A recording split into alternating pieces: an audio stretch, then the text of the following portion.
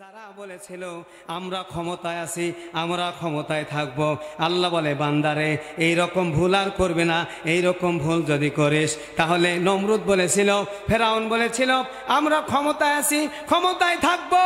নমরুদ বলেছিল আমি ক্ষমতায় আছি, ক্ষমতায় থাকবো, আমাকে ক্ষমতা থেকে কেউ নামাতে পারবে না।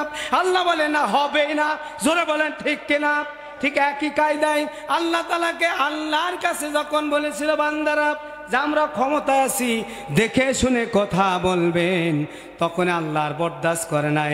আমাদের প্রিয় কোরআনের পাখি আল্লামা দেলার হোসেন সাইদি, ওনাকে যখনই ফাঁসির কথা বলেছিল, ফাঁসি দেওয়ার সিদ্ধান্ত নিয়েছিল, ফাঁসি যখন দিতে পারে নাই, ওই বদমায়েশ ওই শয়তান টাইপের লোকেরা যখন ফাঁসি দিতে পারল না, তখন ষড়যন্ত্র করে ইঞ্জেকশন দিয়ে তাকে হত্যা করেছে। আরো জোরে বলেন ঠিক কিনা? মনে রাখবেন প্রিয় ভাইরা, মনে রাখবেন যুবক ভাইরা, কোন আলেমকে এই সালেম সহ পৃথিবীর কোন মানুষ যদি কষ্ট দিয়ে থাকে আল্লাহ সহ্য করতে পারে না। বলেন ঠিক কিনা? আরো জোরে বলেন ঠিক কিনা?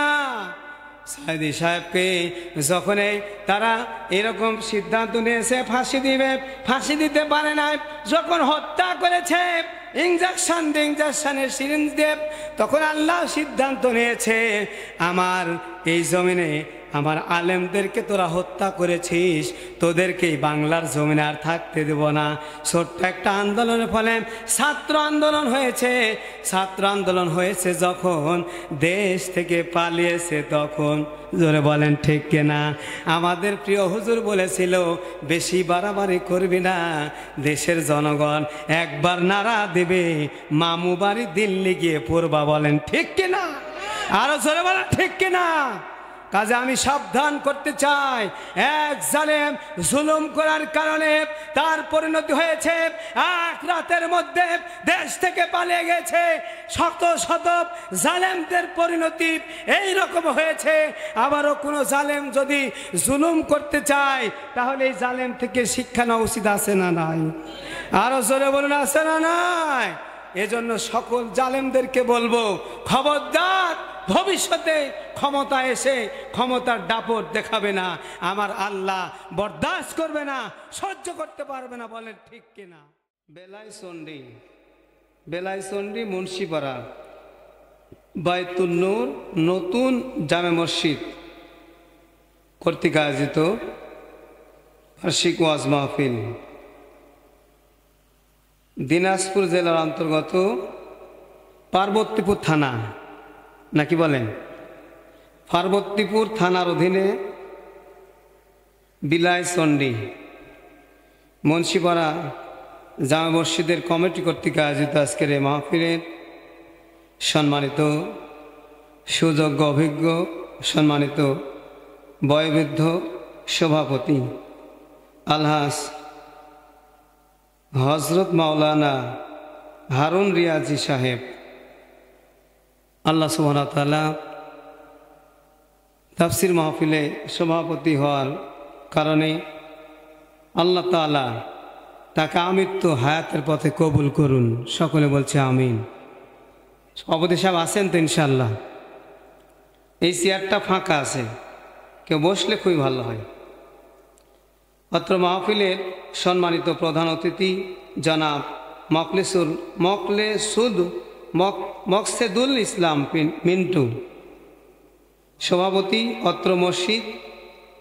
অত্র মসজিদের সভাপতি এবং প্রোপাইটর ইমান কম্পিউটার সৈয়দপুর প্লাজা। হ্যাঁ, ঈশান প্লাজা। ও আচ্ছা, আমরা ইমানের কথা বলি তো, যে ইমান কথাটাই এসে চলে গেছে। হ্যাঁ, ঈশান প্লাজা সৈয়দপুর প্লাজা। আল্লাহ সুবহানাহু ওয়া তাআলা আজকের এই প্রধান অতিথি, বিশেষ অতিথি, আমন্ত্রিত অতিথি, সম্মানিত অতিথি, যত প্রকারের অতিথি আছে সবাইকে কবুল করুন। সকলে বলুন আমিন। সেই সাথে আমার সামনে উপবিষ্ট চুলপাকা দাড়িপাকা মুরব্বিয়ান একরাম, আজকের মাহফিলের সম্মানিত ওলামা একরাম, জাতির জাগ্রত বিবেক, সময়ের সাহসী সন্তান, ইমানের অত্যন্ত প্রহরী হযরত উলামা ইকরাম বিশেষ করে আলোচনা করে আপনাদেরকে ধন্য করেছেন মাওলানা মুফতি আরিফুল ইসলাম তমিজি, মাওলানা মখলিসুর রহমান, হযরত মাওলানা আব্দুর রাজ্জাক সৈয়দপুরি দামাত বরকাত আলিয়া। আল্লাহ সুবহানাহু ওয়া তাআলা প্রত্যেক আলোচককে, প্রত্যেক আলেমকে ময়দানের জন্য কবুল করুন এবং হক কথাগুলি ময়দানে বলার তৌফিক দান করুন। সকলে বলুন আমিন।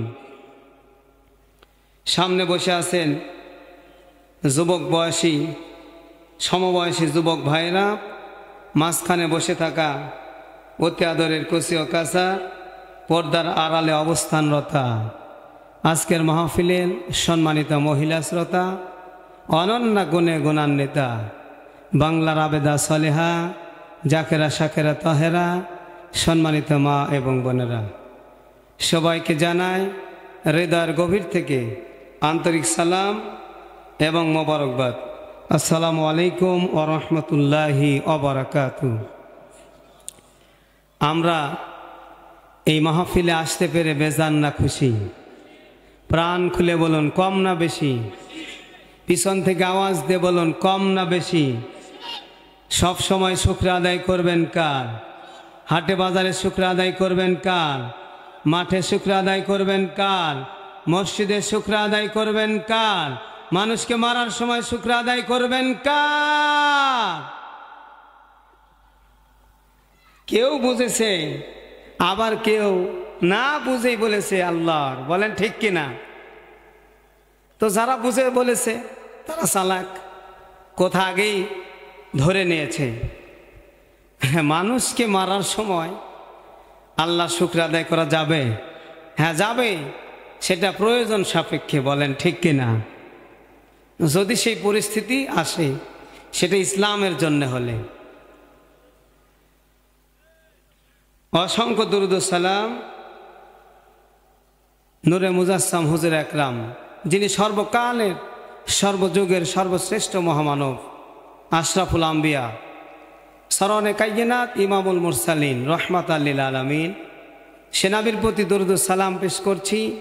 মন প্রাণ খুলে সকলে বলছি সাল্লাল্লাহু আলাইহি সাল্লাম। নবীর উপরে একবার দরুদ পড়ে আল্লাহ তাআলা খুশি হয়ে তার জন্য 10টা রহমত নাজিল করেন।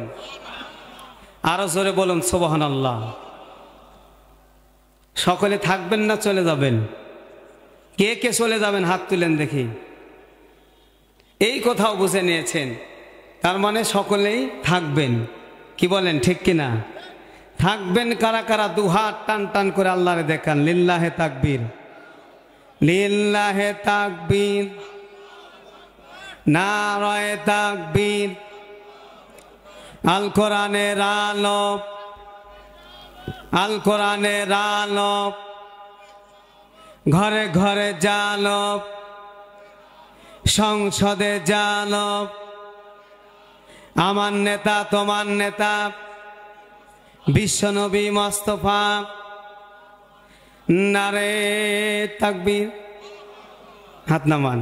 হয় নাই, আমি ধীরে আপনারা জোরে। এটার একটা কারণ আছে, কারণ হচ্ছে নিয়মিত প্রোগ্রাম, এরপরে গলা বসে গিয়েছিল কিছুদিন আগে। তো আল্লাহর মেহেরবানিতে আল্লাহ সুস্থতা দান করেছেন, এজন্য আমি ধীরে, আপনারা জোরে। পারবেন তো ইনশাল্লাহ? তাহলে আর একবার তাকবীর হবে, আর ওই ফাঁকা জায়গা পূরণ হবে। বলেন আল্লাহু আকবার। আবার বলেন আল্লাহু আকবার। নারে তাকবীর। একদম ঠিক আছে। যুবকদের শক্তি না থাকলেও আজকের মাহফিলের মুরব্বীদের শক্তি আছে। বলেন ঠিক কিনা? এজন্য যুবকেরা সাবধান। মুরব্বীরা যদি জিতে যায় তাহলে কিন্তু কথা আছে, মুরব্বী মুরব্বী হু হু। জোরে বলেন ঠিক কিনা? এজন্য মুরব্বীকে কি জিতানো যাবে? যুবকদেরকে জিততে হবে। কি যুবক ভাইরা রাজি আছো? তাহলে বিবাহিত বনাম অবিবাহিত, যারা বিয়ে করেন নাই শুধু তারাই তাকবীর বলবেন। লিল্লাহে তাকবীর। এই ভাই বিয়ে করেনি, বোঝা যাচ্ছে। সংখ্যায় কম। কারণ কি? কারণ 3 যুবককে এক লেপের মধ্যে শুয়ে থাকা দেখে আসলাম। কি ভাই, ঠিক কিনা? আমাকে দাওয়াত দিয়েছেন যিনি, আমার প্রিয় ভাই সাইফুল ইসলাম, আপনাদের এলাকারই সন্তান, এবং উনি অত্যন্ত নম্র এবং ভদ্র ভাই। আজ থেকে 8 বৎসর, 8 থেকে 9 বৎসর যাবৎ উনি আমাকে দাওয়াত দিচ্ছেন, কিন্তু সময় হয় না, সুযোগ হয় না। ভাই দাওয়াত দেয়, হয়তো আর ডেট হয় না, এইভাবে সময়টা কেটে গিয়েছে। আজকে ভাইয়ের সঙ্গে দেখা হয়, আজ থেকে মনে করেন বহুদিন আগে দেখা। ভাইয়ের একটু অসুস্থতা হয়েছে, অসুস্থ হওয়ার কারণে ভাইয়ের চেহারা পাল্টে গেছে, তারপরও আমার স্মরণ আছে। দেখার সঙ্গে সঙ্গে চিনে ফেলে দিয়েছে, আলহামদুলিল্লাহ। তো ভাই অনেক দিন আমাকে দাওয়াত দিয়েছেন আপনাদের এখানে আনার জন্য, কিন্তু সেটা সম্ভব হয় নাই। আজকে যে আল্লাহ সম্ভব করেছেন, সে আল্লাহর শুকরিয়া। আপনারা কি আসতে পড়বেন না জোরে পড়বেন? যদি হয়ে থাকেন খুশি, তাহলে মারবেন ঝাঁকি, প্রাণ খুলে আর একবার বলুন আলহামদুলিল্লাহ। আবার বলুন আলহামদুলিল্লাহ। সম্মানিত ভাইরা, এটা হচ্ছে ওয়াজ মাহফিল, তাফসির মাহফিল। এখানে হবে কোরআনের কথা। বলেন কিসের কথা? কোরআনের কথা। কোরআনের কথা হচ্ছে সমস্ত কথা সত্য কথা। বলেন সুবহানাল্লাহ। সেটা আল্লাহ তাআলা সূরা ফাতিহার পরেই একটি সূরা, নাম হচ্ছে সূরাতুল বাকারা। সূরা বাকারা 2 নম্বর আয়াতে আল্লাহ সুবহানাহু ওয়া তাআলা চ্যালেঞ্জ ছুড়ে দিয়েছেন বিশ্ববাসীর জন্য। মাইকটা একটু মানে সামনে গেলে জোরে হচ্ছে, বলেন ঠিক কিনা? আর যদি আমি চলে আসি তাহলে আস্তে হয়ে যাচ্ছে। তো আমাকে অটো কথা বলতে হবে। অটো বুঝেন? নড়াচড়া বেশি করা যাবে না, এইভাবে থাকতে হবে, একইভাবে। না থাকলে কথা শুনতে পাবেন না। জোরে বলেন ঠিক কিনা? তবে আর একটা সুবিধা হতো যদি এই যে মাহফিলটা এই ধরনের একটা থাকতো, কি কল, তাহলে আমি যেখানেই যাই কথা ঠিকই জায়গাতে যেত। তো আল্লাহ যা করে ভালোর জন্যই করে, বলেন ঠিক কিনা? আমি যে কথা বলছিলাম, হ্যাঁ, একটু যাতে আমি দূর থেকে বললেও পাওয়া যায়, এই সিস্টেম হলে একটু ভালো হয়, বলেন ঠিক কিনা? আমি দাও, আস্তে আস্তে দাও, আমরা আস্তে আস্তে শুরু করি। তাহলে আল্লাহ সুবহানাহু ওয়া তাআলা সর্বপ্রথম চ্যালেঞ্জ দিয়েছেন। কথা বোঝা যায়? কথা বোঝা যায়? সমস্যা নাই তো? আবার রাজশাহীর লোক আর আপনারা দিনাজপুরের লোক। দিনাজপুরের লোক আমাকে ভালোবাসে, আমিও আপনাদেরকে ভালোবাসি। সুবহানাল্লাহ। আল্লাহর জন্য আপনারা আমাকে ভালোবাসেন, ভালোবেসে দাওয়াত করেছেন, আমিও আপনাদেরকে আল্লাহর জন্য ভালোবাসি। আল্লাহ যেন এই ভালোবাসা জান্নাত পর্যন্ত কবুল করে নেন। জোরে বলেন আমিন।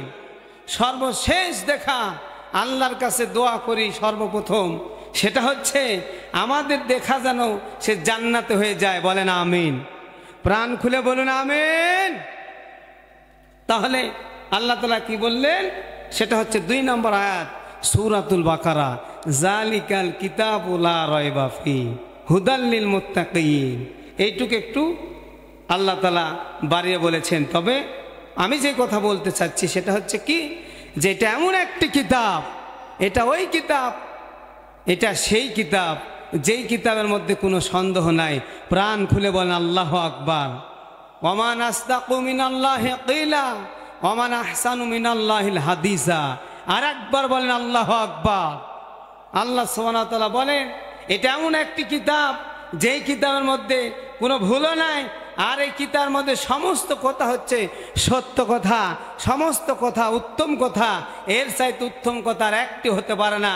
কোরআনের পথ জান্নাতের পথ, ওয়ারেন্টির পথ, গ্যারান্টির পথ, জাহান্নাম থেকে মুক্তি দে জান্নাতে যাওয়ার পথ। চিৎকার মেরে বলেন আল্লাহু আকবার। আমার প্রিয় ভাইরা, রব্বুল আলামিন ডাক দিয়ে বলেন গোলাম শোনো শোনো, গোলাম শোনো শোনো। শুধু তাই নয়, এটা এমন একটি কিতাব, এই কিতাবের আলোচনা করে শেষ করা যাবে না। এই কিতাব সম্পর্কে রব্বুল আলামিন সূরা আল ইব্রাহিমের 1 নম্বর আয়াতে আল্লাহ তাআলা ডাক দিয়ে বলেন আলিফ লাম রা কিতাবুন আনসালনাহু ইলাইকা লিতুখরিজান নাস মিনাজ যুলুমাতি ইলান নূর।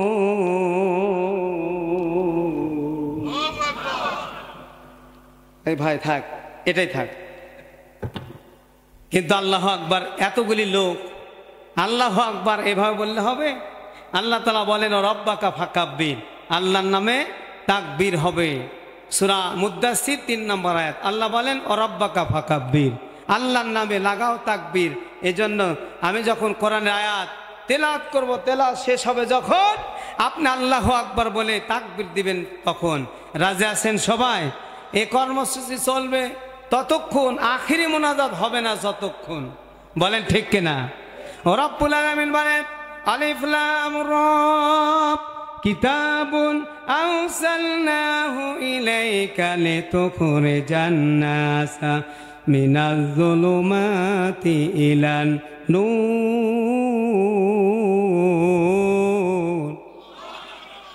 আল্লাহ তাআলা বলেন আলিফ লাম রা, এটা এমন একটি কিতাব, এই কিতাব যারা মানবে আল্লাহ তাআলা তাদের কি করেছেন সেটা হলো, এই কথাটাই বলে আমার আলোচনার দিকে চলে যাব।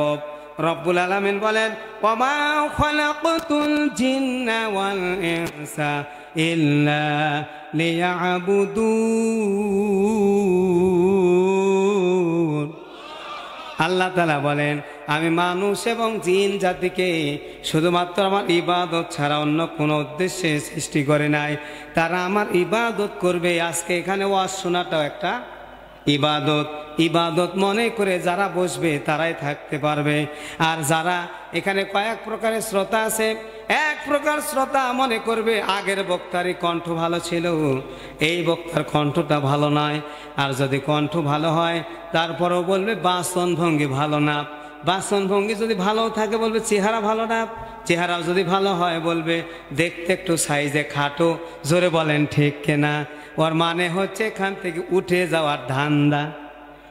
আওয়াজ দেন ঠিক না বা ঠিক? আমার প্রিয় ভাইরা, এবার আসেন আমি যে বিষয়টা বলবো, আমি কোরআনে কারীম থেকে 61 নম্বর সূরা থেকে আপনাদের সামনে আয়াত তেলাওয়াত করেছি। রব্বুল আলামিন বলেছেন সূরা সফ, আল্লাহ তাআলা বলেন ওয়াল্লাযী আরসালা রাসূলাহু বিল হুদা ওয়া দীনিল হাক্কি লিইয়ুযহিরাহু আলাদ-দীনি কুল্লিহি ওয়ালাউ কারিহাল মুশরিকুন।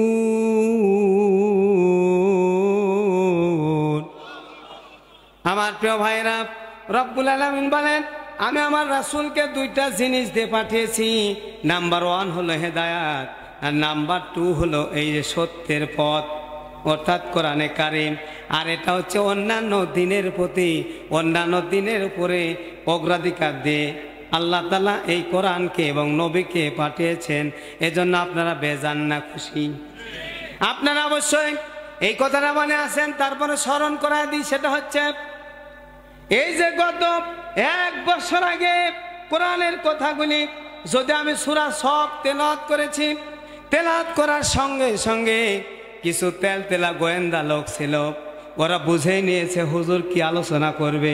তখন এসে বলে হুজুর আমরা কিন্তু ক্ষমতায় আছি, আলোচনা একটু দেখে করবেন। আপনাদেরকে আমি বলি এবার বলেন তো সকল ক্ষমতার মালিক কে? আরো জোরে। এই জোর হলো না। সকল ক্ষমতার মালিক যদি আল্লাহ হয়, তাহলে যারা বলেছিল আমরা ক্ষমতায় আছি হুজুর একটু দেখে আলোচনা করবেন, এবার বলেন তো যারা বলেছিল আমরা ক্ষমতায় আছি 41 সাল পর্যন্ত থাকবো, তারা আছে না গেছে? আরো জোরে বলেন আছে না গেছে?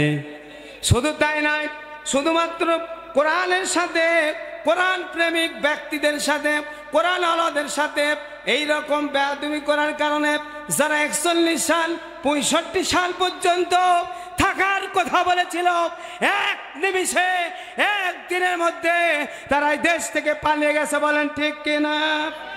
আওয়াজ দিয়ে বলেন ঠিক না বা ঠিক? এবার বলতে চাই ভবিষ্যতে যদি আবারও কেউ কোরআনের মাহফিলে বাধা দিতে আসে, কোরআনের কথাকে বন্ধ করে দিতে আসে, এই কোরআন এসেছে, কোরআন আছে, কোরআন ছিল, কোরআন আছে, কোরআন থাকবে, কিয়ামত পর্যন্ত থাকবে। কোনো বান্দা কেউ যদি কোরআনের কথাকে বাধা দিতে চায় আর যদি বলে আমরা ক্ষমতায় আছি, বলেন তো তাদেরকে রাখবেন না জুতা পিটা করবেন? আরো জোরে বলেন কি করবে? আমি কিন্তু কারণ আগেই বলে দিয়েছি, সেটা হচ্ছে আমি এই যে মঞ্চে উঠে চা পানি কিছুই খাই না, কিন্তু এটা পরিস্থিতির শিকার। মাঝে মাঝে যদি গরম পানি খাই, আপনাদের কি সমস্যা আছে? নাকি বলবেন হুজুর শীতের রাত আপনি খাচ্ছেন আমাদেরকেও দেন?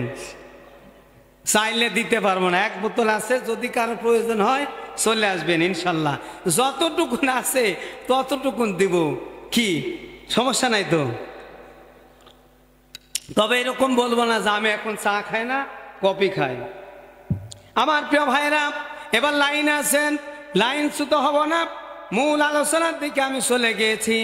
কারণ হচ্ছে গভীর রাত, এত রাতে আলোচনা করার অভ্যাস নাই। আজকে প্রথম অভিজ্ঞতা হবে।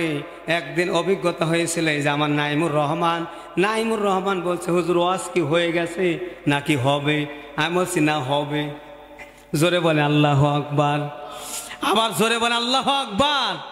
গত বছর ওই যে ফুলবাড়িতে এসেছিলাম, ফুলবাড়ি আছে না, ফুলবাড়ি আফতাবগঞ্জ, ওই যে স্বপ্নপুরীতে এসেছিলাম। আসার পরে একই অবস্থা, আমাকে ওয়াজ করতে তুলে দিয়েছে, আমি দ্বিতীয় বক্তা ছিলাম, তো আমাকে ওয়াজ করতে তুলে দিয়েছে। ওরা বলেছিল হুজুর আপনিই প্রধান বক্তা। তো যাই হোক, দাওয়াত দিয়েছে একভাবে, তুলেছে আর একভাবে, তবে অন্যান্য বিষয় সব ঠিক রেখেছে। প্রধান বক্তাকে যে সময় দেয় ঠিক সে সময় আমাকে দিয়েছে। প্রধান বক্তা উঠেছে 1টার সময়। কয়টার সময়? তা আমি মনে করলাম আমি তো শেষ, পরে দেখি না আমার পরে আর একজন আছে। তো আজকে তো আমার পরে আবার কেউ নাই, তো কি আছে নাকি? আছে, একজন আছে, তাবারক নাই, তাও নাই। জোরে বলে আল্লাহু আকবার, আর একবার জোরে বলে আল্লাহু আকবার। তাহলে রব্বুল আলামিন বলেন আমি আল্লাহ সকল ক্ষমতার অধিকারী। জোরে বলেন ঠিক কিনা? রব্বুল আলামিন ডাক দিয়ে বলেন বান্দা তোমরা যে ক্ষমতার অহংকার দেখাও, এক মিনিটে ক্ষমতা শেষ হয়ে যাবে। কালকের সুন্দরী, বিশ্ব সুন্দরীর আজকে হলো সবচাইতে বড় পেতনি। জোরে বলেন ঠিক কিনা? কালকের যুবক আজকে হয়ে গেছে একেবারে বুড়া, বসতে আল্লাহ, উঠতে বাবারও মারও আসে না, নাই, একেবারে উঠতে পারে না।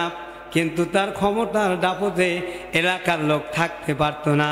এখন কিন্তু আর তার ক্ষমতা নাই, এখন বিছানা থেকে উঠতে পারে না, লোকজন না ধরলে। জোরে বলেন ঠিক কিনা? তাহলে কেমনে বলো আমরা ক্ষমতায় আছি হুজুর, দেখে শুনে কথা বলবে। কিন্তু আল্লাহ তাআলা বলেন ওয়াল্লাহু আলা কুল্লি শাইইন কাদির। আরো জোরে বলেন আল্লাহু আকবার। আল্লাহ বলেন আল্লাহ হলো সকল ক্ষমতার অধিকারী। কাজে যারা বলেছিল আমরা ক্ষমতায় আছি, আমরা ক্ষমতায় থাকব, আল্লাহ বলে বান্দারে এই রকম ভুল আর করবে না। এই রকম ভুল যদি করিস তাহলে নমরুদ বলেছিল, ফেরাউন বলেছিল আমরা ক্ষমতায় আছি, ক্ষমতায় থাকব। নমরুদ বলেছিল আমি ক্ষমতায় আছি, ক্ষমতায় থাকবো, আমাকে ক্ষমতা থেকে কেউ নামাতে পারবে না। আল্লাহ বলে না, হবেই না। জোরে বলেন ঠিক কিনা? ঠিক একই কায়দায় আল্লাহ তাআলাকে আল্লাহর কাছে যখন বলেছিল বান্দারা যে আমরা ক্ষমতায় আছি, দেখে শুনে কথা বলবেন, তখন আল্লাহর বরদাস্ত করে নাই। আমাদের প্রিয় কোরআনের পাখি আল্লামা দেলার হোসেন সাইদি, ওনাকে যখনই ফাঁসির কথা বলেছিল, ফাঁসি দেওয়ার সিদ্ধান্ত নিয়েছিল, ফাঁসি যখন দিতে পারে নাই, ওই বদমায়েশ, ওই শয়তান টাইপের লোকেরা যখন ফাঁসি দিতে পারল না, তখন ষড়যন্ত্র করে ইঞ্জেকশন দিয়ে তাকে হত্যা করেছে। আরো জোরে বলেন ঠিক কিনা? মনে রাখবেন প্রিয় ভাইরা, মনে রাখবেন যুবক ভাইরা, কোন আলেমকে এই সালেম সহ পৃথিবীর কোন মানুষ যদি কষ্ট দিয়ে থাকে আল্লাহ সহ্য করতে পারে না। বলেন ঠিক কিনা? আরো জোরে বলেন ঠিক কিনা? সাইদি সাহেবকে যখন তারা এরকম সিদ্ধান্ত নিয়েছে ফাঁসি দিবে, ফাঁসি দিতে পারে না, যখন হত্যা করেছে ইঞ্জেকশনের সিরিঞ্জ দিয়ে, তখন আল্লাহ সিদ্ধান্ত নিয়েছে আমার এই জমিনে আমার আলেমদেরকে তোরা হত্যা করেছিস, তোদেরকেই বাংলার জমিনে আর থাকতে দেব না। ছোট্ট একটা আন্দোলনের ফলে ছাত্র আন্দোলন হয়েছে। ছাত্র আন্দোলন হয়েছে যখন দেশ থেকে পালিয়েছে তখন। জোরে বলেন ঠিক কিনা? আমাদের প্রিয় হুজুর বলেছিল বেশি বাড়াবাড়ি করবি না, দেশের জনগণ একবার নাড়া দেবে, মামু বাড়ি দিল্লি গিয়ে পড়বা। বলেন ঠিক কিনা? আরো জোরে বলেন ঠিক কিনা? কাজে আমি সাবধান করতে চাই, এক জালেম জুলুম করার কারণে তার পরিণতি হয়েছে এক রাতের মধ্যে দেশ থেকে পালিয়ে গেছে। শত শত জালেমদের পরিণতি এই রকম হয়েছে। আবারও কোনো জালেম যদি জুলুম করতে চায় তাহলে এই জালেম থেকে শিক্ষা নেওয়া উচিত আছে না নাই? আরো জোরে বলুন আছে না নাই? এজন্য সকল জালেমদেরকে বলবো, খবরদার ভবিষ্যতে ক্ষমতা এসে ক্ষমতার দাপট দেখাবে না। আমার আল্লাহ বরদাস্ত করবে না, সহ্য করতে পারবে না। বলেন ঠিক কিনা? আমার প্রিয় ভাইয়েরা, শুধু তাই নয়, আজহারী সাহেবের ওয়াজ শুনেছেন, মিজানুর রহমান আজহারী তিনি বলেছেন বাংলাদেশে আমাকে ওয়াজ করতে দেবে না। আমার সাথে ওনার একটা প্রোগ্রাম ছিল রাজশাহীতে, কিন্তু উনি ডেট দিয়েছিলেন 10 তারিখে প্রোগ্রাম ছিল, উনি 8 তারিখেও চলে গিয়েছে, দেশে থাকতে পারে নাই। বিভিন্ন কারণবশত উনি দেশে থাকতে পারে নাই। আফসোস করে বলেছেন যেই জাতি কোরআনের কথা শুনতে পারে না, কোরআনের কথা বলার কারণে যেই দেশে আমি থাকতে পারলাম না, এই দেশে একদিন কোরআনের রাজ কায়েম হবে, কোরআনের পক্ষে লোক তৈরি হবে, সে সময় আমি আবার ওই দেশে ফিরে আসবো। জোরে বলে আল্লাহু আকবার। আজকে কোরআনের সেই পরিবেশ সৃষ্টি হয়েছে, আজহারী সাহেব আবারও দেশে ফিরে এসেছে। জোরে বলেন ঠিক না বাঠে? আমাদের প্রিয় ভাই আমির হামজা ভাই, তাকে কোরআনের কথা বলতে দেয় নাই। দীর্ঘ 3টা বছর তাকে কারাগারে রাখা হয়েছিল, শুধুমাত্র কোরআনের কথা ময়দানে বলতো। এটা ছিল তার অপরাধ, তাকে রাখা হয়েছে। তিনিও একই স্বপ্ন দেখেছিলেন যে আমি একদিন কারাগার থেকে বের হব, এমন মুহূর্তে যে সময় বাংলাদেশের আনাচে কানাচে তাওহীদি জনতা জেগে উঠবে, ঠিক সে সময় কোরআনে মঞ্চে এসে আবারও কোরআনের কথা বলবো। আজকে বাংলার জমিনে আনাচে কানাচে কোরআন প্রেমিকেরা একত্রিত হয়ে নারা দিয়েছে, জালেম পালিয়েছে, ঠিক সে সময় আমির হামজা মাঠে নেমেছে। জোরে বলেন ঠিক কিনা? শুধু তাই নয়, হাজার হাজার সাইদি, হাজার হাজার আজহারী, হাজার হাজার আমির হামজা এই দেশে আছে না নাই? আরো জোরে বলেন আছে না নাই? কাজে কোরআনের কথা বললে মুশরিকদের গায়ের জ্বালা আছে না নাই? আজকের এই তাফসীরটা সেই কথাই বলে। বলেন ঠিক কিনা? যারা আলেম আলেমা তারা বুঝেই নিয়েছেন আমি কোন আয়াতটা ধরেছি আর এর প্রসঙ্গটা কি হতে পারে। এই কথা বলার কারণে আপনারা কি রাগ করলেন? সবাই কি রাগ করেছেন? চলবে না বন্ধ করে দেব? চলবে না বন্ধ করে দেব? আমার প্রিয় ভাইরা, ও আচ্ছা আচ্ছা, হ্যাঁ ঠিক আছে, মাশাআল্লাহ। আল্লাহ তাআলা ইন্না লিল্লাহি ওয়া ইন্না ইলাইহি রাজিউন, আল্লাহ তাআলা তাকে জান্নাতের মেহমান হিসেবে কবুল করুন। সকলে বলুন আমিন। আমার প্রিয় ভাইরা, তাহলে আমি এই আয়াতটা পড়েছি, আয়াতটা শেষ করে দেব। আজকে বাংলার জমিনে পরিস্থিতি এটাই। এই 3 নাম্বার মাহফিল, জানি না এই বছরটা আমার কি হয়েছে, এটা আমার জানা নেই। এই বছর যে আমার কি হয়েছে এটা আমি জানি না। এক মাহফিলে আসতে লাগলাম, অ্যাক্সিডেন্ট, নিজেরই অ্যাক্সিডেন্ট অবস্থায় এসে ওয়াজ করলাম। পরে আরেকটা মাহফিলে এসে ওয়াজ শুরু করেছি, যখন কমিটি স্লিপ দিয়ে আমাকে বলছে দোয়া করে দেন হুজুর, আপনার দোয়া যখন কবুল হবে, কারণ আপনি তো মুসাফির। বলেন ঠিক কিনা?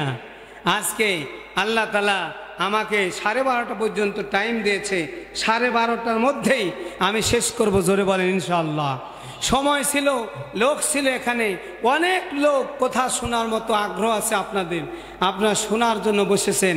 এবং আমি জানি আপনারা কোরআন প্রেমিক, কোরআনের পাগল, কোরআনের কথাগুলি শুনবেন, এটা নিয়াত নিয়ে এমনভাবে বসেছেন। আমি যদি 2 ঘন্টা আলোচনা করি তারপরও কেউ উঠবেন না। বলেন ঠিক কিনা? তবে আমি ওয়াদা করলাম 12:30টার মধ্যে ছেড়ে দেবো, একটা লোক ওঠা যাবে না। উঠলে কিন্তু দোয়া করে দেব। আপনারা উঠবেন না, যাবেন না, বসবেন?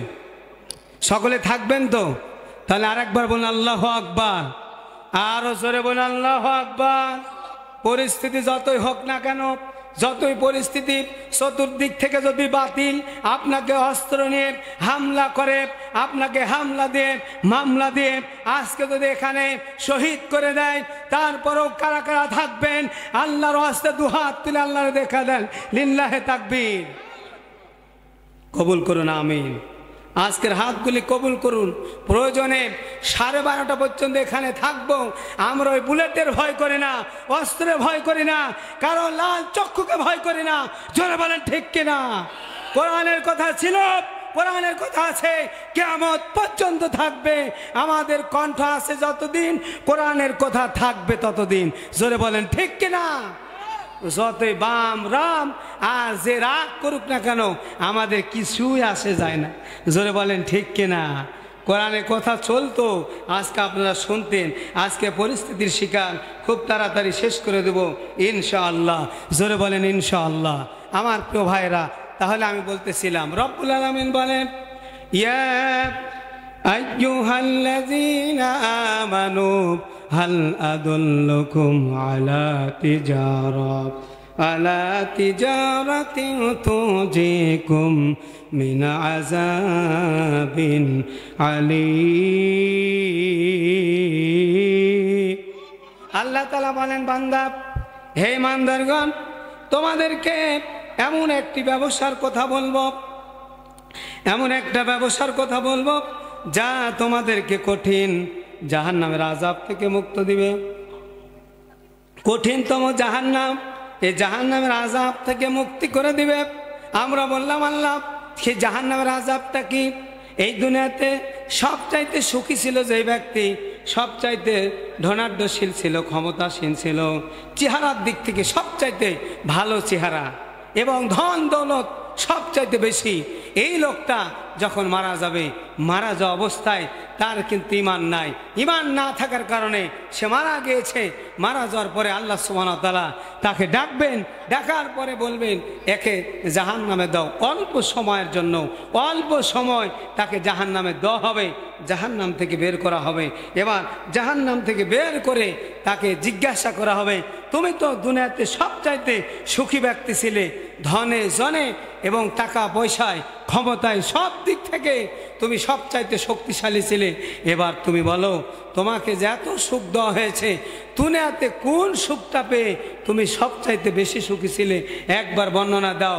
এই লোকটা জাহান্নাম থেকে বের হয়ে বলবে, আল্লাহ, ওয়াল্লাহি, আল্লাহর কসম খেয়ে বলি, আমার চাইতে দুঃখী লোক দুনিয়াতে আর কেউ ছিল না। এই হলো সেই জাহান্নাম। জাহান্নাম কেমন জায়গা আপনারা বুঝেই নিয়েছেন। এটা হলো সেই জাহান্নাম।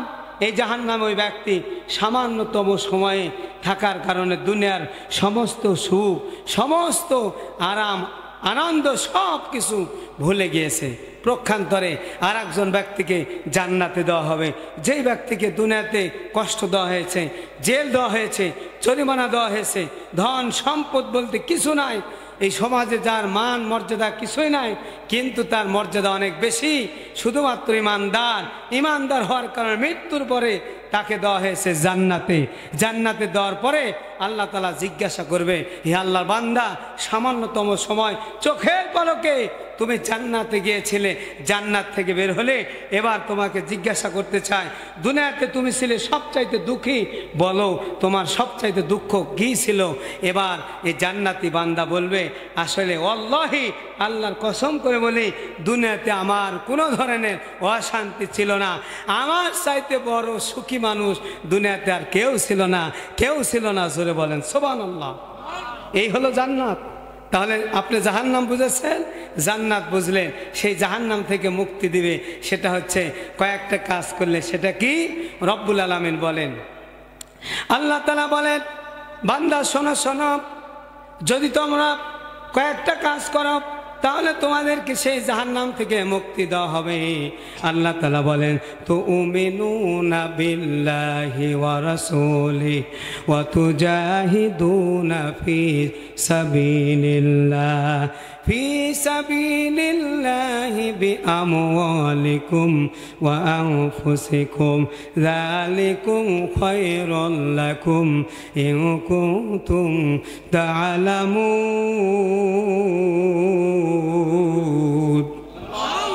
আরো জোরে বল আল্লাহু আকবার। নাম্বার 1 হলো আল্লাহ এবং তার রাসূলের প্রতি ঈমান। নাম্বার 2, আল্লাহর জমিনে দিন কায়েমের জন্য আপনার মাল এবং জান দিয়ে চেষ্টা করতে হবে। জোরে বলেন আল্লাহু আকবার। এই কাজগুলি যারা করবে আল্লাহ তাআলা বলেন তারাই হলো সফলকামী। জোরে বলেন সুবহানাল্লাহ। এই দুইটা কাজ যারা করবে তারা হলো সফলকামী। আপনারাও সফলকামী। আপনারা চিন্তা করতেছেন আমরা মুসলমান, আমাদের এখন পরিস্থিতি হলো ইন্ডিয়ার মুসলমান বর্তমান মার খাচ্ছে। জোরে বলেন ঠিক কিনা? ইন্ডিয়াতে মুসলমানদেরকে মারা হচ্ছে, শুধু তাই নয় মুসলমানদেরকে মারা হচ্ছে, মুসলমানদের মসজিদগুলি ভেঙে দেওয়া হচ্ছে, কিন্তু মুসলমানরা কিছুই করতে পারছে না। তার কারণটা কি? কারণ হলো আপনি বাংলার মুসলমান, আপনার যে মালিক আছে আল্লাহ, এটা তো আপনি ভুলে গিয়েছেন। এটা একটু স্মরণ করে দিতে চাই। সেটা হচ্ছে একই বাগানে দুইটা জিনিস আছে, একটা হলো বাঘ আর একটা গরু। একটা বাঘ আর একটা গরু এই বাগানের মধ্যে খাওয়া দাওয়া করে। বাঘও আছে, গরু আছে। বাঘের কাজ কি? অন্যান্য প্রাণী ধরে খাওয়া, অন্যান্য প্রাণীগুলিকে ধরে খেয়ে নেওয়া। এবার একদিন বাঘ পরিকল্পনা করলো যে আমি আজকে গরু খাবো, গরু, এই গরু খাবো। এটা চিন্তা করে গরুকে ধরার জন্য বাঘ তাড়া করেছে। বাঘ তাড়া করেছে যখন গরু দৌড় দিয়েছে, তখন গরু দৌড় দিয়ে এক দৌড়ে একটা পুকুরের মধ্যে পড়ে গেছে। যেই পুকুরের মধ্যে পড়েছে ওই পুকুরে কোনো পানি ছিল না, শুধু ছিল কাদা। এবার বলেন বাঘ নরম নাকি গরম? বাঘ নরম না গরম? এবার গরম শরীর নিয়ে গরম দেখিয়ে এবার বাঘ ওই গরুকে ধরার জন্য একটা জোরে দৌড় দিয়েছে। এক দৌড় দিয়ে পুকুরে ঝাঁপ দিয়েছে, লাফ দিয়েছে। যখন গরু পড়েছে যেখানে, সেখান থেকে 10 হাত দূরে পড়ে গিয়েছে। এবার বাঘ গরুকে বলছে, আরে গরু, তুই তো গরুই, তুই যদি গরুই না হোস তাহলে তুই লাফ দিলি তো একটু পানিওয়ালা পুকুরে লাফ দিলি না কেন? তাহলে তুইও বাঁচতি, আমিও বাঁচতাম। এখন যে তুইও মারা যাবি, আমিও তো মারা যাব। কিন্তু গরু বলছে, বাঘ মামা, সব জায়গায় গরম দেখালে চলবে না। জোরে বলেন ঠিক কিনা? আজকে এখানে গরম চলবে না, নরম চলবে, কারণ একটু পরে খেলা হবে। জোরে বলেন ঠিক কিনা? এখানে গরম দেওয়ার লাভ নেই, এখন নরম হবে। এবার গরু বলছে, মামা, সব জায়গায় গরম দেখালে লাভ না। তুমি জানো না, তুমি গরম দেখে আমাকে নরম পেয়ে তাড়া দিয়েছো। আমি এসে কাদার ঝাঁপ দিয়েছি, লাভ দিয়েছি বাঁচার জন্য, কিন্তু আমি কাদাতে বসে গেছি, তুমিও বসে গেছো। তুমিও বসে গিয়েছো, তুমি উঠতে পারো না, আমিও উঠতে পারি না। কিন্তু সমস্যা হচ্ছে আমার মালিক আছে, আমার মালিক সারাদিন খুঁজবে, খুঁজতে খুঁজতে যখন পাবে না, তখন এই জায়গাতে আসবে, আমাকে পাবে যখন তুলে নিয়ে চলে যাবে তখন। জোরে বলেন ঠিক কিনা? কিন্তু মামা, তোমার কি অবস্থা হবে তুমি একটু চিন্তা করো। আমার প্রিয় ভাইয়েরা, এবার গরুর মালিক সারাদিন পরে সন্ধ্যার সময় দেখে গরু আসে না। কিরে হলো কি, ব্যাপার কি? গরু আসে না কেন? গরু আসে না কেন? গরু খুঁজতে খুঁজতে খুঁজতে এবার ওই পুকুরেতে গিয়ে দেখে গরু পড়ে আছে। প্রক্ষান্তরে সাইডে তাকা দেখে আর একটা বাঘ পড়ে আছে। বলেন কি পড়ে আছে? বাঘ পড়ে আছে। তো এই লোকটা গরুকে দেখে দৌড় দিয়েছে। বাড়িতে গিয়ে চাচা, ভাতিজা, ভাই যে যা আছে সবাইকে ডেকে লাঠি আর দড়ি নিয়ে চলে এসেছে গরু তোলার জন্য। এবার যারা গরু তুলতে এসেছে তারা দেখে সাইডে একটা বাঘ পড়ে আছে। এটা দেখে গরু তোলা বাদ দিয়ে এবার বাঘকে পিটানো শুরু করে দিয়েছে। জোরে বলেন ঠিক কিনা? এবার গরু বলে, বাঘ মামা, খবর কি? তুমি যে বলেছিলে খেলা হবে, কই গেল তোমার খেলা? কি ভাই, কাদের ভাই বলেছিল না খেলা হবে? ও ভাই আসেন একটু খেলি। জোরে বলেন ঠিক কিনা? এখন কি সেই কাদের আছে? কোথায় আছে আল্লাহ জানে।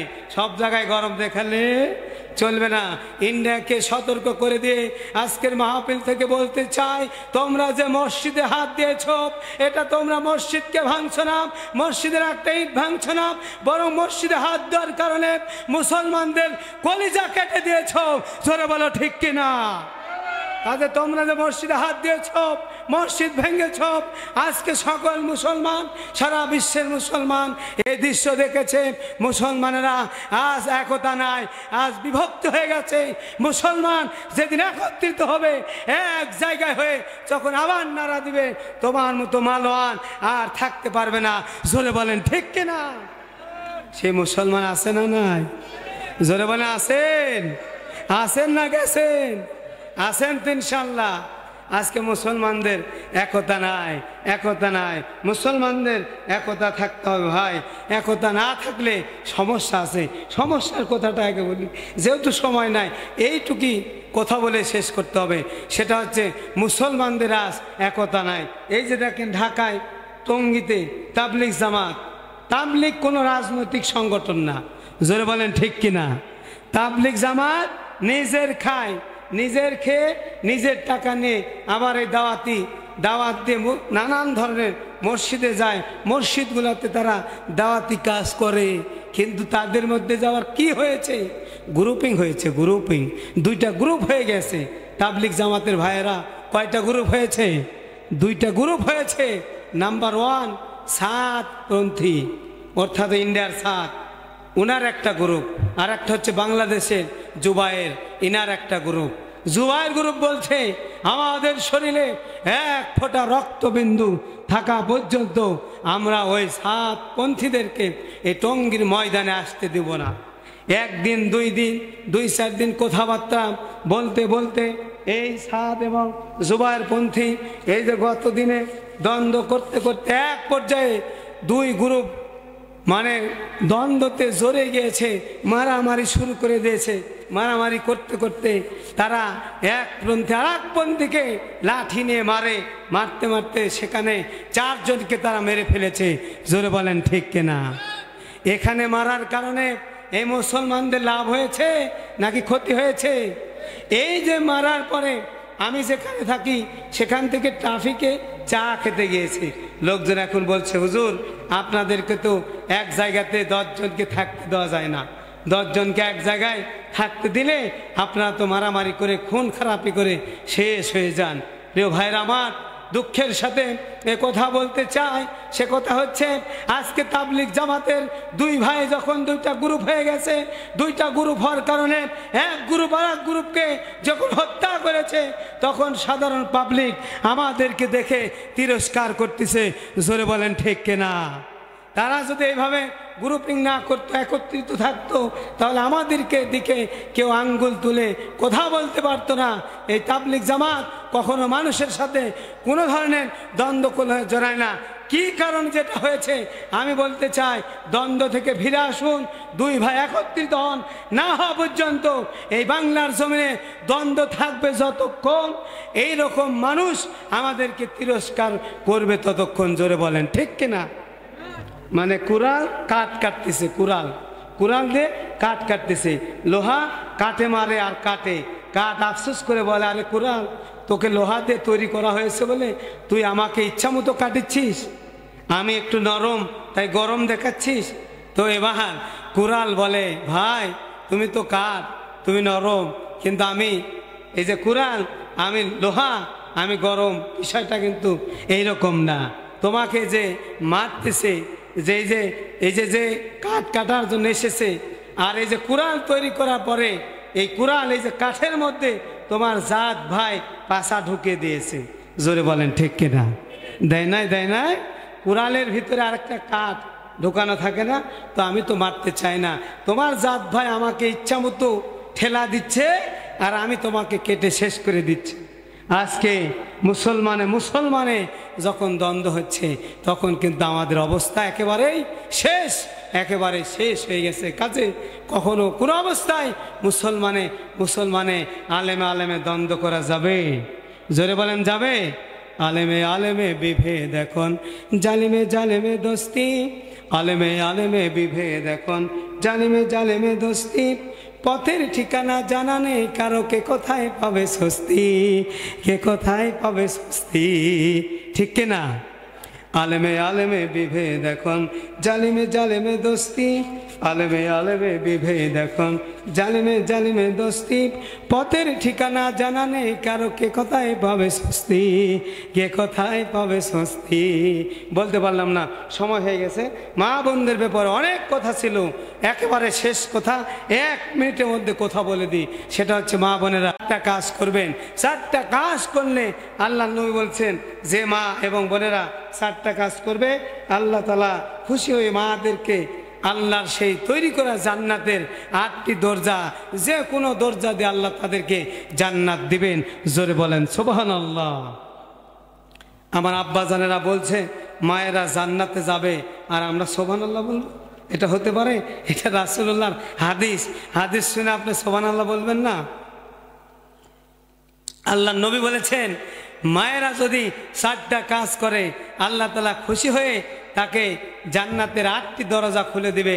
নাম্বার 1, স্বামীর খেদমত করা। আওয়াজ দিয়ে বলেন আল্লাহু আকবার। এবার খুশি তো বাপজান? যদি হয়ে থাকেন খুশি, সকলে মারেন ঝাঁকি, জোরে বলেন আল্লাহু আকবার। নাম্বার 2, আপনাকে পর্দায় থাকতে হবে। পর্দায় রাখার দায়িত্বটা কার? বাপজানের। জোরে বলেন ঠিক কিনা? এই বাপজান যদি পর্দায় না রাখেন তাহলে এটা হবে দায়ুস। আর দায়ুসুল আয়াদুল জান্নাহ। নবী বলছেন দায়ুস কখনো জান্নাতে যেতে পারবে না। আপনার স্ত্রীর কারণে আপনি যাবেন জাহান্নামে। এ কারণে আপনার স্ত্রীকে পর্দায় রাখার দায়িত্ব আপনার। আপনার কন্যাকে পর্দায় রাখার দায়িত্ব আপনার। খবরদার, সাবধান হয়ে যান, পর্দায় রাখতে হবে। জোরে বলেন ঠিক কিনা? নাম্বার 3, রমজানের রোজা অবশ্যই রাখবেন। নাম্বার 4, 5 ওয়াক্ত নামাজ যদি আপনি পড়েন তাহলে আল্লাহ খুশি আপনাকে জান্নাতবাসী করবেন। সকলে বলুন আমিন। এজন্য সে মা বোনদের ব্যাপারে অনেক কথা ছিল, কিন্তু কথা আমি বলতে পারলাম না ভাই।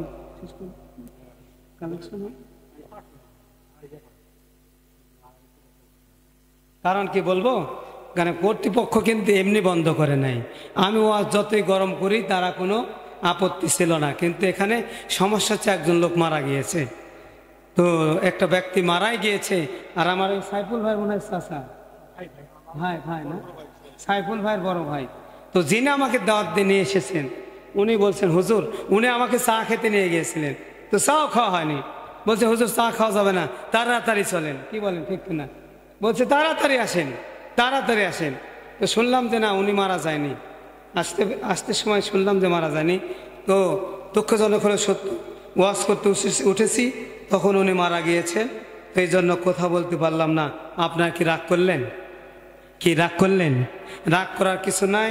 আল্লাহ তাআলা কথা বলার সুযোগ দেন নাই, তাই বলতে পারলাম না। এজন্য অনেক কথা ছিল আমার মা বোনদের ব্যাপারে, অনেক কথা ছিল আপনাদের ব্যাপারে। আমার মা বোনদেরা যেখানে যায় সেখানে রিকোয়েস্ট করে। আমার ভাই আসার সময় বলেছেন মায়ের একটা গজল আপনি সংক্ষিপ্ত হলেও বলবেন। আমি একটা গজলের পরিবর্তে একটা গান বলবো, মায়ের একটা গান। সেটা হচ্ছে মায়ের কান্দন যাবজ্জীবন, 2-4 মাস বোনের কান্দন রে, ওরে ঘরের পরিবারের কান্দন, ওরে ঘরের পরিবারের কান্দন কয়েকদিন পর থাকে না। দুঃখের দরদি আমার জনম দুঃখী মা, গর্ভধারিণী মা, জনম দুঃখী মা, দুঃখের দরদি আমার জনম দুঃখী মা। আমার মায়ের কান্দন যাবজ্জীবন, 2-4 মাস বোনের কান্দন রে, ওরে ঘরের পরিবারের কান্দন কয়েকদিন পর থাকে না। দুঃখের দরদি আমার জনম দুঃখী মা, গর্ভধারিণী মা, জনম দুঃখী মা, দুঃখের দরদি আমার জনম দুঃখী মা। 10 মাস 10 দিন মায়ে গর্ভ দিলেন ঠাই, রক্ত মাংস খাইয়াই আমি ভবে আইলাম ভাই। ভূমিষ্ঠ হইয়াই আমি উঠিলাম কান্দিয়া, শান্ত করিল মায়ের বুকের দুধ দিয়া। ওরে মায়ের প্রসবের কালে বুক ভেসে যায় নয়ন জলে রে, মায়ের প্রসবের কালে বুক ভেসে যায় নয়ন জলে রে।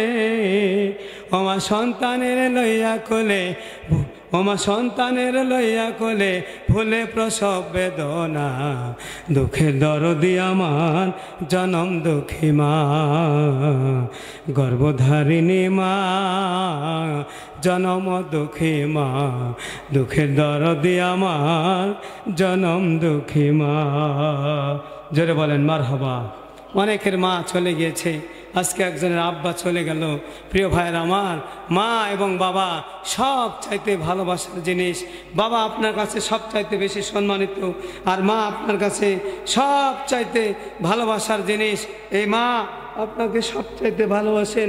প্রত্যেক রাত ওয়াজ করে যখন বাড়িতে যায়, যদিও স্ত্রী খবর নেয়, কিন্তু মা আমার জন্য দোয়া করতে থাকে।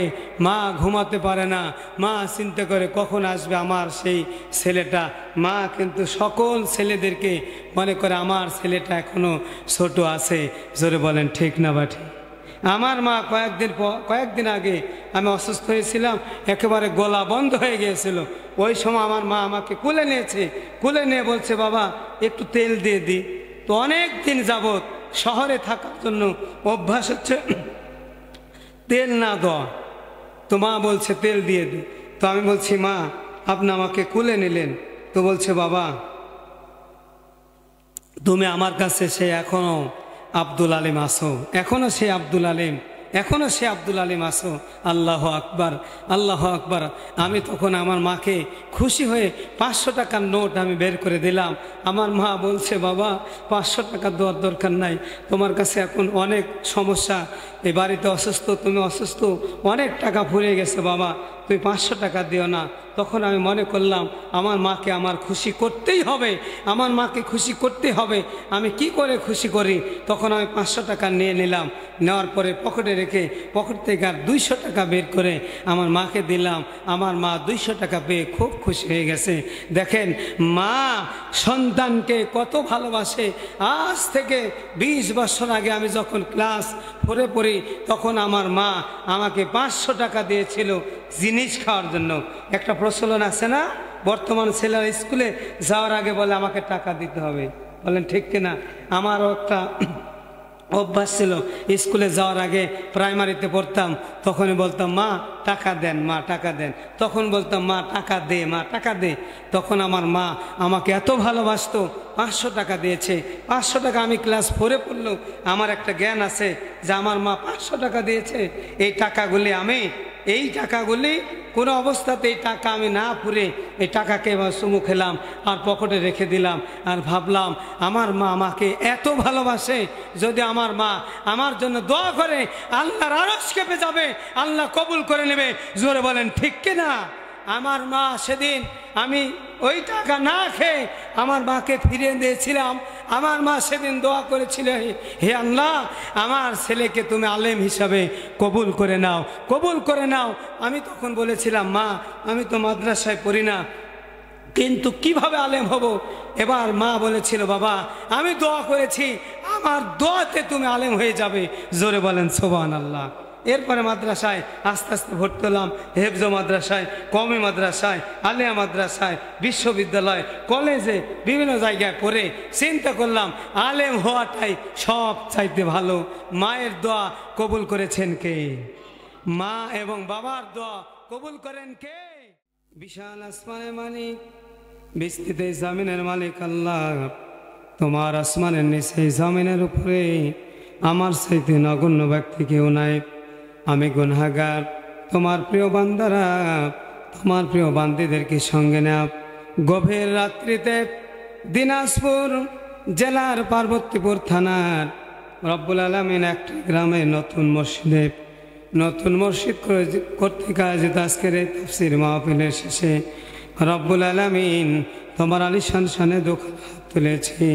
আল্লাহ তাআলা মাগরিব থেকে পর্যন্ত যত আলোচনা হয়েছে সমস্ত আলোচনাগুলো আল্লাহ তুমি কবুল করে নাও। যত আলোচনা হয়েছে প্রত্যেক আলোচনা আল্লাহ তুমি কবুল করে নাও। যারা আলোচনা করেছেন তাদের সকলকে আল্লাহ আমল করার তৌফিক দান করে দাও। আর রব্বুল আলামিন এই মুহূর্তে মনে পড়ে গেল আমাদের জনম দুঃখিনী মা অন্ধকার কবরে চলে গিয়েছে। যে মা 10 মাস 10 দিন আমাদেরকে গর্ভে রেখেছিল, 10 মাস 9 দিন গর্ভে রেখেছিল, 9 মাস 10 দিন গর্ভে রেখেছিল। যে মা আমাদেরকে গর্ভে ধারণ করার কারণে রাতের পর রাত জেগে কষ্ট করেছে, অনেক কষ্ট করেছে মা, অনেক কষ্ট করেছে। সারা রাত মা ঘুমোতে পারেন না, সারাদিন মা কষ্ট করেছে। তারপর মা কখনো বিরক্ত হন নাই। সেই মা যার অন্ধকার কবরে, আল্লাহ মায়ের কবর আযাব তুমি মাফ দাও। আর রব্বুল আলামিন আমাদের যাদের বাবা অন্ধকার কবরে চলে গিয়েছে, আল্লাহ বিশেষ করে আজকের মাহফিলের প্রধান অতিথি আল্লাহ মকসুদুল ইসলাম পিন্টু ভাইয়ের আব্বাজান আজকে ইন্তিকাল করেছে সময়। ও আল্লাহ তাআলা যে ব্যক্তিদের ইন্তিকাল করেছেন অনেক দিন যাবত অসুস্থ ছিল, অসুস্থ হওয়ার কারণে আল্লাহ তার জীবনের সমস্ত গুনাহ তুমি মাফ করে দাও, তাকে জান্নাত হিসাবে কবুল করে নাও। ও রব্বুল আলামিন এই মাহফিল যারা করল, মাহফিলের আয়োজন যারা করেছেন, আল্লাহ তাআলা বিশেষ করে যুবকেরা অনেক কষ্ট করেছেন এবং এই মাহফিলটা মাহফিল করার জন্য আমার প্রিয় ভাই হাফেজ মাওলানা আব্দুল্লাল মামুন ভাই অনেক কষ্ট করেছেন, সাইফুল ইসলাম ভাই অনেক কষ্ট করেছেন। তার সাথে যারা কষ্ট করেছেন, এই কষ্ট করার কারণে এই মাহফিলটা আল্লাহ তুমি নাজাতের ওসিলা বানায়া দাও। কিয়ামতের ময়দানে কঠিন মুসিবতের সময় যখন কেউ কারো কোনো সাহায্য করবে না, তখন এই মাহফিলটা সকলের জন্য নাজাতের ওসিলা বানায়া দাও। রব্বুল আলামিন আল্লাহ আমাদের সকলকে ইসলামের জন্য কবুল করে নাও। এই মাহফিলের প্রধান অতিথি, বিশেষ অতিথি, সভাপতি, এই মাহফিলের সমস্ত বক্তাগণ, সমস্ত আমন্ত্রিত ওলামায়ে কেরামগণ, ও রব্বুল আলামিন আমার সামনে চুল পাকা দাড়ি পাকা মুরব্বিয়ান একরাম, যুবক ভাইরা, কচিকাঁচা, পর্দার আড়ালে অবস্থানরত আজকের মাহফিল মা এবং বোনেরা, আমার প্রিয় মা বোনদেরকে আল্লাহ রব্বুল আলামিন আমার প্রিয় মা বোনদেরকে ফাতেমার মতো, মা আয়েশার মতো, মা খাদিজাতুল কুবরার মতো রব্বুল আলামিন তাদেরকে পর্দা নিশি হিসাবে কবুল করে নাও। আমার সফর সঙ্গী নাইমুর রহমানকে আল্লাহ তুমি কবুল করে নাও। আমার ডান পাশে, বাম পাশে, সামনে পিছনে যারা আছে সবাইকে আল্লাহ কবুল করে নাও, সবাইকে আল্লাহ তুমি মাফ করে দাও। আল্লাহ তাআলা সবাইকে ইসলামের জন্য কবুল করে নাও। বাংলার জমিনে ইসলাম প্রতিষ্ঠা হয়েছে, এটা দেখে আমাদেরকে মৃত্যু দিও আল্লাহ। বিভিন্ন লক্ষ্যে আমরা দেখেছি আল্লাহ, নৌকালা দেখেছি, ধানের শিশলা দেখেছি, আরো কত কি দেখেছি, লাঙ্গল বাহিনী দেখেছি। রব্বুল আলামিন সর্বশেষ একটা দোয়া, আল্লাহ তাআলা কোরআনের লোকদেরকে তুমি মসনদে বসালে তারা কি করবে, তাদেরকে একটু দেখতে চাই। আল্লাহ তুমি তাদেরকে কবুল করে নাও। রব্বুল আলামিন বাংলার জমিনে ইসলামকে আল্লাহ তুমি কবুল করে নাও।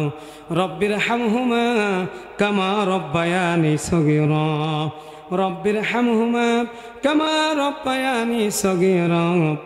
সুবহানা ربك رب العزة عما يصفون وسلام على المرسلين والحمد لله رب العالمين. وجعل آخر كلامنا عند الموت لا إله إلا الله محمد رسول الله.